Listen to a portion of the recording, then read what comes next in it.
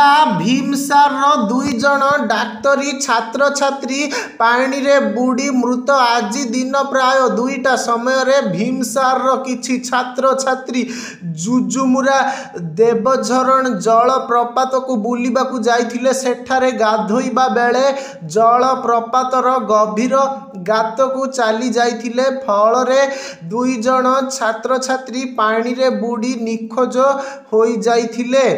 तुरंत स्थानीय लोके खोजाखोजी करथिले हेले किछि पता न मिलिबारु अग्निशम विभाग और पुलिस को खबर देइथिले। अग्निशम विभागर कर्मचारी उभय छात्र छात्री को पानी रु उद्धार करथिले। उभय को तुरंत निकटस्थ मेडिकल को निया जाइथिला हेले डाक्तर उभय को मृत घोषणा करथिले। मृत छात्र जनक हेले संदीप पुरी और छात्री जनक हेले मोनिका मीना।